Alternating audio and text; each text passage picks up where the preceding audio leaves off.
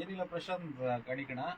ಈಗ ಹೊಟ್ಟೆ ತುಂಬಾ ತಿಂದ್ವಿ, ಚೆನ್ನಾಗ್ ಮುದ್ದೆ ಮಾಡಿದ್ರು, ಬಸಾರ್ ಮಾಡಿದ್ರು, ಉಪ್ಸಾರು ಎಲ್ಲ ಮಾಡಿದ್ರು, ಚೆನ್ನಾಗಿ ತಿಂದ್ಬಿಟ್ಟು ಈಗ ಬಂದ್ ಮಲಗ್ತಾ ಇದೀವಿ. ಚೆನ್ನಾಗಿ ನೀರು ಕುಡಿದಿದೀವಿ.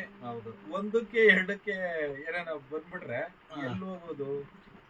ಮಳೆ ಬೇರೆ ಬೀಳ್ತಾ ಐತೆ, ಆಚೆ ಕಡೆ ಮಳೆ, ಒಂದು ದಿವಸಕ್ಕೆ ನರಕದೆಲ್ಲ ಮಲಗದಂಗಿದ್ದೇವೆ ನಾವು. ಇಲ್ಲ, ನಮ್ಮ DCM ಅವರು, CM ಅವರು,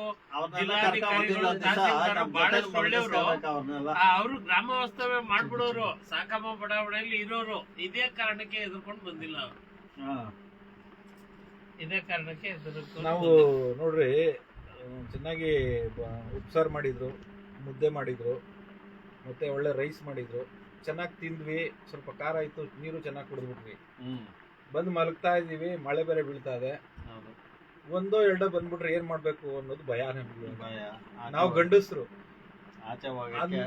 ಗಂಡಸರು ನಾವು ಇಷ್ಟು ಭಯ ಪಡ್ತಿದ್ರೆ ಇಲ್ಲಿ ಎಷ್ಟು ಹೆಚ್ಚು ಕಮ್ಮಿ 70-80 ಜನ ಹೆಂಗಸರು, ಸಣ್ಣ ಮಕ್ಕಳುಗಳು, ಅವ್ರು ಯಾವ ತರ ಬದುಕ್ತಾ ಇರ್ಬೋದು, ಮತ್ತೆ ಅವರೆಲ್ಲ ಏನ್ ಮಾಡ್ತಾ ಇರ್ಬೋದು? ಪ್ರತಿನಿತ್ಯ ನಮ್ಗೆ ಒಂದು ದಿನಕ್ಕೆ ಇಷ್ಟು ಭಯ ಆಗ್ತಾ ಇದ್ರೆ ಪ್ರತಿನಿತ್ಯದ ಗೋಳಲ್ಲ ಅಲ್ವಾ? ಸೊ ಈ ಅನುಭವ ತಗೊಬೇಕು ಅಂದ್ರೆ ತಾವು ಒಂದಿನ ಗ್ರಾಮ ವಾಸ್ತವ್ಯ ಮಾಡ್ಲೇಬೇಕು.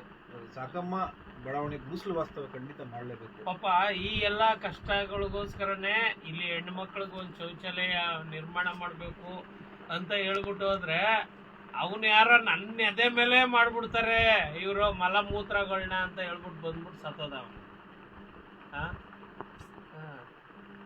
ಸೊ ನೋಡಿ ಅಧಿಕಾರಿಗಳೇ, ಏನ್ ಮಾಡ್ತೀರಾ? ಏನನ್ನ ಇವ್ರಿಗೆ ನ್ಯಾಯ ಕೊಡಿಸ್ಬೇಕು ಅನ್ನೋದಿದ್ರೆ ನ್ಯಾಯ ಕೊಡಿಸಿ, ಇಲ್ಲಾಂತಂದ್ರೆ ಮತ್ತೆ ಬೇರೆ ಏನ್ ಬೇಕಾದ್ರೂ ನಾವು ಮಾಡಕ್ ತಯಾರಿದ್ದೀವಿ. ಬೇರೆ ಇನ್ನೊಂದು ಏನೋ ಇದನ್ನ ಮಾಡ್ತೀವಿ, ವಿಭಿನ್ನವಾದ ತಮ್ಮ ಮನಸ್ಸನ್ನ ಕರಗಿಸೋಕ್ಕೋಸ್ಕರ, ತಮ್ಮ ಮನಸ್ಸನ್ನ ಸೆಳೆಯೋಕ್ಕೋಸ್ಕರ, ತಮ್ಮ ಗಮನನ ಸೆಳೆಯೋಕ್ಕೋಸ್ಕರ ಬೇರೆ ಮತ್ತೊಂದು ಪ್ರಯತ್ನ ಮಾಡಕ್ ನಾವು ತಯಾರಾಗಿದ್ದೀವಿ. ಇಲ್ಲ ಅದು ಬೇಡ ಅಂತಂದ್ರೆ, ಇಷ್ಟಕ್ಕೆ ಸಾಕು ಅಂತಂದ್ರೆ ಇವ್ರಿಗೆ ಹಕ್ಕುಪತ್ರ ಕೊಡುವಂಥ ಕೆಲಸ ಮಾಡಿ, ಬೆಳಿಗ್ಗೆವರೆಗೆ ಇಲ್ಲಿ ತಂಗಿ ಮತ್ತೆ ನಾಳೆ ನಮ್ಮ ಕೆಲಸ ಕಾರ್ಯಕ್ಕೆ ನಾವು ಹೋಗ್ತೀವಿ. ಆಗ್ಲೂ ಸಿಕ್ಕಿಲ್ಲ ಅವ್ರಿಗೆ ಹಕ್ಕುಪತ್ರ ಅಂತಂದ್ರೆ ಮುಂದಿನ ಪ್ರಯತ್ನಕ್ಕೆ ನಾವು ತಯಾರಾಗಿದ್ದೀವಿ. ಧನ್ಯವಾದ.